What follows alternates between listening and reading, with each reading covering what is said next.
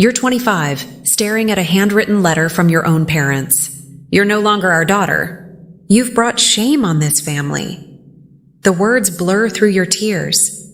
But the kicker? It wasn't your screw-up. It was your golden boy brother, whispering poison in their ears, convincing them you're the black sheep who doesn't deserve a dime. He smirks as they cut you off. House, money, love, all gone. He thinks he's won the kingdom. But fast forward 8 years. We're in a sleek law office, air thick with leather and regret. The lawyer clears his throat, unfolds the will, and reads, "To my daughter, the one they cast out, I leave it all. Every cent, every share, because she was the heart we broke." Your brother's face drains to ghost white. His empire of lies crumbles in seconds. And you? You finally breathe. If that chill just ran down your spine, stick around. This is my story. Raw, real, and so damn satisfying you'll feel the justice in your bones. Look, we've all got that one person, sibling, friend, boss, who tried to bury us alive just to dance on the grave. If you've ever craved that sweet sting of payback, the kind that rights every wrong, smash that like button right now. Hit subscribe, ring the bell, and let's dive into the revenge tale that had me ugly crying in triumph. You won't believe how it ends. Let's rewind to the beginning, because you can't taste the victory without swallowing the dirt first. Picture a split-level house in suburban Ohio, the kind with a manicured lawn that screams, perfect. American family but hides cracks wider. Then the Grand Canyon. That was us, the Harrisons. Mom, Evelyn, with her pearl necklace and perpetual smile that never quite reached her eyes. Dad, Richard, the stoic accountant who measured love in ledgers and loyalty. And then there were the kids, me, Emily, the dreamer with grease under her nails from tinkering in the garage, and my brother Alex, 3 years older, the polished prince who could charm a snake out of its skin. I was 17 when the first fracture showed. High school was my battlefield, straight A's in math and science, but I ditched the debate club for welding classes at the community center. Why waste time on shop grease when you could be prepping for Harvard? Alex would sneer, lounging in the kitchen with his Ivy League brochures fanned out like a poker hand. He'd lean against the counter, arms crossed, that smug half-smile curling his lip, the one that said, "I'm the favorite, Em. Always will be." Mom would chuckle nervously. Dad would grunt approval at Alex's latest internship story, and I'd swallow the burn in my throat, feeling my cheeks flush hot like I'd been slapped. But it wasn't just words. Alex had a gift for twisting the knife. Remember that family vacation to the Smoky Mountains? I was 19, home from my first semester at State College on a partial scholarship, studying mechanical engineering. Because yeah, I wanted to build things that mattered, not just crunch numbers like Dad. Alex, fresh off his finance degree from some elite East Coast school, accidentally spilled my prototype. Robot arm, this clunky but brilliant thing I'd spent months coding and welding, meant to help stroke patients' grip again. It shattered on the cabin floor, servos sparking like dying fireflies. "Oops," he said, not even looking up from his phone. His eyes flicked to Mom and Dad, watching their reaction like a hawk. Em's always been so impulsive. Can't keep her toys intact. I dropped to my knees, shards biting into my palms, the metallic tang of fried circuits filling my nose. My heart hammered, not impulsive. Alex, passionate, alive. But Mom sighed. "Emily, honey, maybe it's a sign to focus on something stable." Dad nodded, already turning back to his grill. Alex just shrugged, that smile widening. In that moment, something twisted in my gut, a cold, slimy certainty that he wasn't just careless. He was erasing me, one accident at a time, to make sure the spotlight stayed glued to him. Fast forward 2 years. I'm 21, grinding through internships, living in a shoebox apartment that smells like ramen and regret. Alex? He's Dad's golden shadow at the family accounting firm. Schmoozing clients, eyeing partnership. Family dinners become his stage. Emily's still playing with her little gadgets, he'd say, voice dripping honeyed pity as he passed the potatoes. "When are you gonna grow up, sis?" Real world doesn't run on dreams. I'd grip my fork till my knuckles whitened. nails digging crescents into my palm, the sting grounding me against the urge to hurl it at his perfect teeth. Mom's eyes would dart away. Dad's jaw would tighten, not in anger at Alex, but disappointment in me. Your brother's right, Em. Stability first. The betrayal simmered, but it boiled over at 25. I'd just landed a gig at a small tech startup in Columbus, entry-level engineer, but mine. I come home for Christmas, buzzing with pride, ready to share. The tree twinkles in the living room, lights casting warm halos on the walls, but the air feels off, thick, like the calm before a storm. Alex is there, perched on the arm of Dad's recliner, a scotch in hand, looking every inch the heir apparent. Mom's in the kitchen, fussing over pies, her laughter forced. We sit for eggnog and I blurt it out. Guys, I got promoted. Leading a project on adaptive. Prosthetics, it's gonna change lives. My voice cracks with excitement. Cheeks warming. Hands gesturing. Wide like I can pull them into my world. Silence. Then Alex chuckles. Low, rumbling, like thunder in his chest. Prosthetics? That's cute. But let's be real. You're barely scraping by. Dad, you should see her apartment. It's a fire hazard. He leans forward, eyes locking on Dad's, that manipulative glint sharpening. Family's about legacy, right? Not experiments. Dad's face hardens, veins bulging at his temples. Mom twists her napkin, whispering, Emily, we just worry. But Alex doesn't stop. Over the next days, he corners them. I overhear it through the vents. His voice smooth as oil. She's unstable. Dad, drifting. Remember that invention that nearly burned down the garage? If we keep propping her up, it'll drag us all down. She's not Harrison material. Lies. All of it. The fire was a faulty wire he tampered with, but they stick, festering. By New Year's, they call me to the study. The room smells of old books and pipe tobacco, Dad's domain. He sits behind his oak desk, Mom beside him, her hands clasped white-knuckled. Alex hovers in the corner, arms crossed, a shadow puppet master.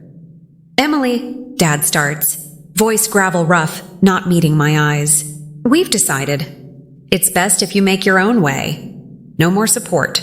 You're on your own. My stomach plummets, a freefall of ice. On your own? This is your blood, your baby girl. Mom chokes out, we love you, but Alex is right. You're not focused, Alex nods solemnly, but I catch it. The flicker in his eyes, triumph masked as sorrow. I stand there frozen, the rug blurring under my feet. Heat floods my face, a roar in my ears like ocean waves crashing. This is because of him, I whisper, jabbing a finger at Alex. He feigns shock, hand to his chest. Come on, it's for the family. But his lips twitch. He loves this. The power. The way he's carved me out like a tumor. I storm out, door slamming echo like a gunshot. Chest heaving with sobs that taste like bile. In the car, rain lashes the windshield, wipers thumping a dirge. They chose him, over me, over everything. Powerlessness coils in my veins, a venom I can't spit out. That night, alone in my leaky apartment, I curl on the futon, fists clenched till nails draw blood, whispering to the dark, you'll regret this. All of you. The disownment wasn't just words, it was amputation. No calls on birthdays. No safety net when the startup folded in the recession. I pawned Grandma's locket, the one Mom swore was just costume jewelry, for rent. Bills stack like accusations. Electric shutoff. Phone silenced. Friends drift. Who wants the family reject at parties? Alex's posts flood my feed. Him at galas, arm around a model. Caption, building empires with the best. Family first. Each one a gut punch. My thumb hovering over block, but I don't. I watch. Fuel for the fire. Rock bottom hits at 26. Eviction notice taped to my door. Red ink screaming final. I'm in a diner at 2 a.m. Nursing black coffee that tastes like ash. Resume crumpled in my lap. The waitress, a gray-streaked woman named Rita with laugh lines like road maps, slides me extra fries. Kid, you look like death warmed over. What's eatin' ya? I spill it. The betrayal, the cutoff, the brother who played God. She listens, no pity, just nods. Revenge ain't about them, hun. It's about you rising so high they get vertigo looking up. Her words lodge in my chest, a spark in the void. I straighten, coffee mug warm in my palms, steam curling like resolve. Rise, build, show them. That turning point? It's not fireworks. It's a quiet vow, sealed with the clink of fork on plate. I crash on Rita's couch for a month, pounding pavement by day, coding by night. I bootstrap my first app, GripForge, a software for customizing prosthetics via AI. No fancy degree, just grit and late-night YouTube tutorials. Fingers cramping over a second-hand laptop that wheezes like an old man. Rejections pile up. Too niche. No credentials. But I tweak. Pitch, hustle. At 27, a seed investor, a gruff ex-engineer with a prosthetic arm, bites. Kid, this could revolutionize shit. Let's talk terms. His office smells of sawdust and solder. We shake over stale donuts. My hand steady despite the tremor in my soul. Success doesn't sprint. It crawls, then charges. GripForge launches at a tech expo in Vegas. Neon lights buzzing overhead, crowd a sea of suits and skepticism. He demo on stage, voice steady as I strap the prototype to a volunteer's arm. Whir of motors, click of sensors, his fingers flexing smooth as silk. Gasps ripple, deals flood in. By 28, we're VC funded, office in a loft overlooking the river. Team of 5 misfits who get it, the underdogs building for the forgotten. Alex's shadow fades, but I feel it. His eyes on my LinkedIn. That old jealousy stirring. Years blur, 29, we hit 1M users. My face on Forbes is 30 under 30. The irony bittersweet. Look, Dad, I did it without your ledgers. 30. GripForge acquires a rival, valuation at 10 mil. I buy my first suit, tailored silk, hugging like armor, and wear it to a family wedding I wasn't invited to. Cousin Sarah slips me in the back. I watch Alex toast the groom, his laugh booming, but his eyes dart. Does he know? Whispers reach me. Emily's killing it in tech. Saw her on TV. He waves it off, but I see the jaw clench, the forced grin cracking at the edges. By 32, the empire's real. 50 employees, patent stacking, me on panels with billionaires who once wouldn't return my calls. I don't call home, why beg for scraps? But Mom's health dips. Cancer, stage 3. Dad's emails start, curt, clinical. Your mother asks about you. I forward them to spam, heart twisting like a wrung sponge. Too late. Alex, of course, plays the dutiful son. Posting hospital selfies. Family sticks together. Strength. The hypocrisy burns. You fractured us. Alex, now pose in the ruins. Then, the call at 33. Dad's heart attack. Gone in the ambulance. Mom follows 3 months later. Chemo too much for her fragile frame. Funeral's a blur. Black dresses rustling like whispers. Rain pattering on umbrellas like unshed tears. I show up alone, in that silk suit. Heels sinking in mud.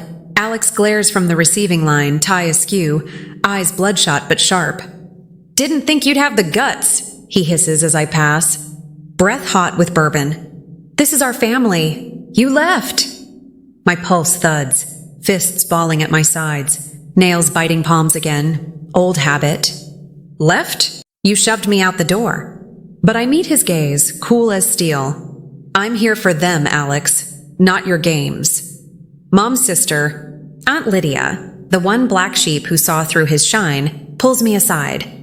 Voice gravel whisper. The will readings tomorrow, private. Don't let him bully you out.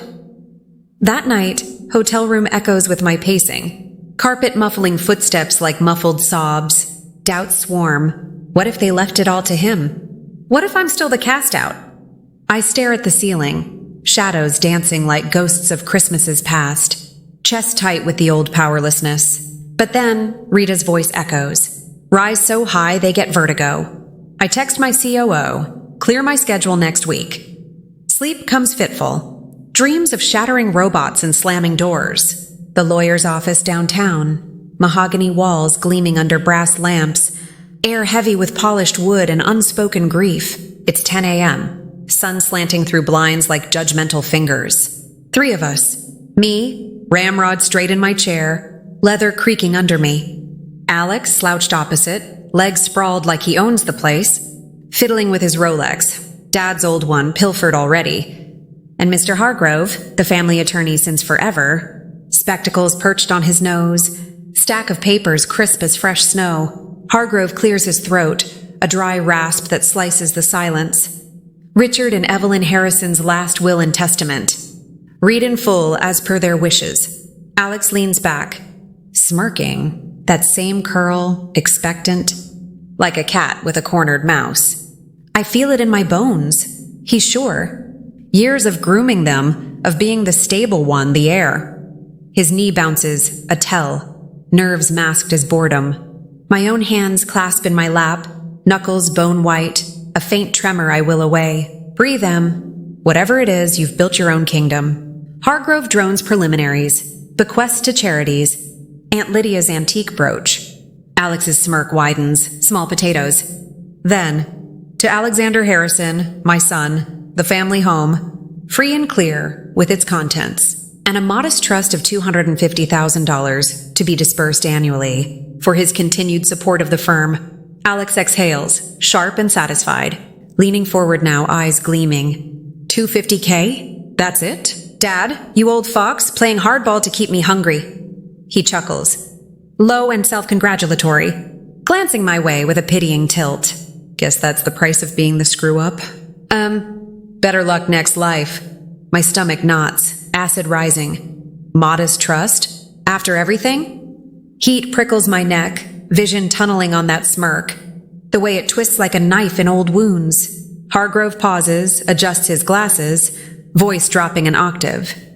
And to my daughter, Emily Harrison. Alex snorts softly, already dismissing. But Hargrove continues, steady as a metronome, the one they cast out in haste, who proved her worth beyond measure.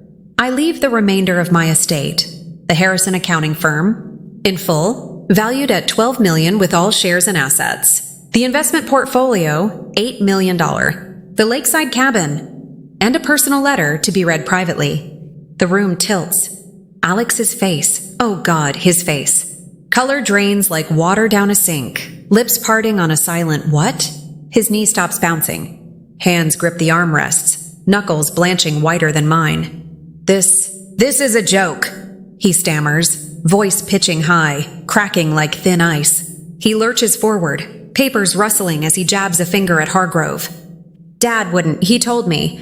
The firm, the legacy, it's mine. She's the dropout, the failure. Spit flecks his lips, eyes wild, bulging with a fury that's equal parts shock and unraveling control. Sweat beads on his forehead, tie suddenly too tight, choking him visually.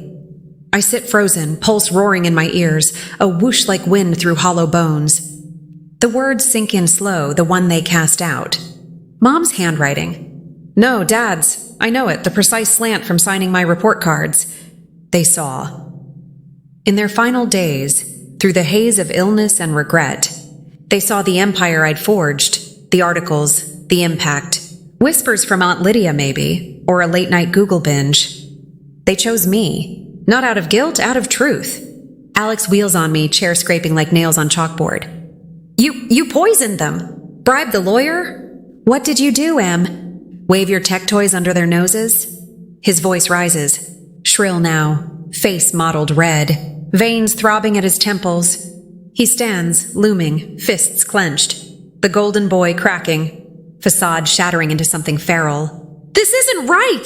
I earned this! I was there, every chemo, every bill, while you played savior to strangers.